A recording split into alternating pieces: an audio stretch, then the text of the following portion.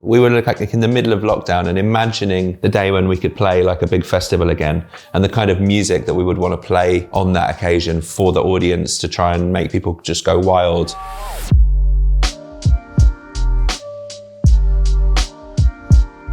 Hey, it's Alexis and Joe from Hot Chip here, and we're here with DIFFUS magazine. How do you guys look back on the pandemic? We've been doing a few interviews today, and it made me realize like what a kind of roller coaster of emotions the pandemic was, because there were all these different phases to it. I mean, I know we all went through it, but you know, there were points when, you know, you literally couldn't travel to see anyone, any family members, and obviously a lot of people perished in the pandemic. And there were moments when we didn't know how long the pandemic would last and when we would be able to kind of play music for people again. We did enjoy like large parts of it. The fact that there was this kind of global like pause in things going on, it definitely did give us a chance to make music in a quite unhurried, carefree kind of way, in a certain sense. And we used that time to like set up this new studio, and one of the first projects that we did in there was to create the new record. So it was a real crazy mix of emotions, but you know, I don't feel like I suffered too badly through any of it compared to the, you know, some of the hardships that some people had to kind of face. Your new studio is called Relax and Enjoy. What makes that space special? Yeah, that's right. It's Al from our band's idea to remake a studio in that building. He used to have a studio there before, in a different bit of it, and then he kind of redesigned from scratch a new studio. He has a great collection along with instruments of Joe's and his, and gear of both of theirs, and maybe some bits of Hot Chip equipment as well. A kind of collection of synthesizers, guitars, drums, outboard gear, a great desk, fun effects to use, and just an environment where you have enough space to work, and also you can work quite quickly because you don't have to think about setting everything up. It's already ready to go, as you pointed out, and with a few different zones as well. So you can work all together. There's enough space for everybody to be playing on synths near to the mixing desk, or you can also be playing drums or piano or guitar, or working out parts for a song in one room while other people are working on something else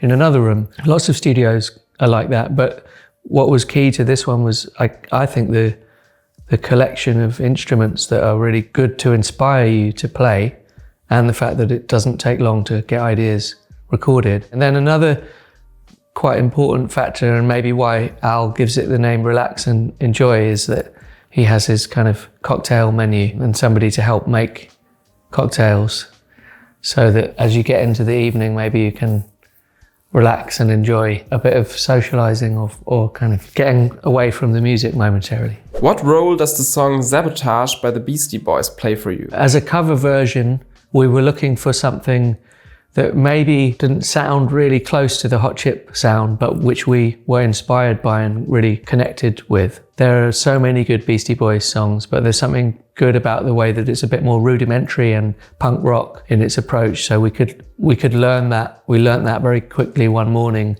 before preparing for a tour, and it was fun to play. You know, it's such a change of mood from anything else that we really do. Over a long period of time, we continued to play that in our tour, and we all started to think a bit about what it would be like if we made our own music that was a bit more with that spirit. We thought like the kind of the feel of the way we were playing Sabotage could like feed into the feel and the kind of sonic kind of fingerprint of the new record. So that was like the only kind of conceptual thought we had about the new album. We wanted to just like feature distortion, noise and grit in the makeup of the record.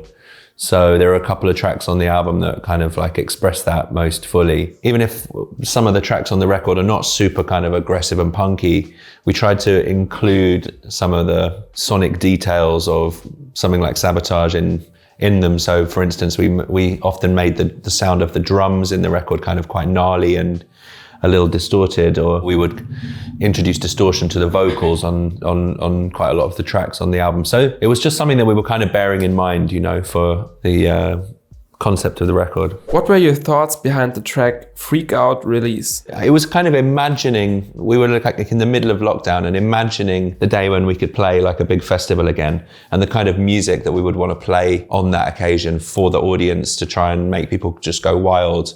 And so this idea of like, in the way that Nirvana or the Pixies do it, of like a track that's based on like a riff that begins small and kind of builds into something kind of monstrous, you know? I feel like that's, as a dynamic, is a really cool kind of idea for a track. So that was the starting point for this song Freakout release. I came up with just a riff, which sounds a little bit like a technotronic kind of riff or something as well. And from that idea, as a band, we kind of built it together, and Alexis added the lyrics. It seemed to kind of sum up something about the way we were feeling. We were excited about like releasing all of this tension and pressure that was building through lockdown by kind of seeing an audience again and playing for people again. What are your plans for the rest of 2022? So what's on the horizon for Hot Chip right now is proper kind of album tour of this record, kicking off soon in London and then coming to Berlin and Cologne, Utrecht, and Paris. Later in the year, there'll be like Australia and South America and the United States.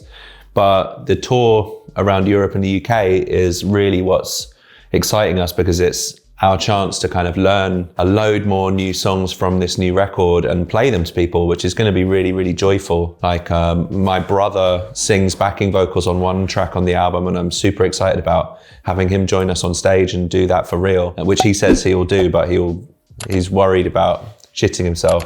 But he says he will try to do that. So yeah, lots of like super fun stuff to look forward to. We're going to go into rehearsals, learn lots of new stuff, and then play it for people.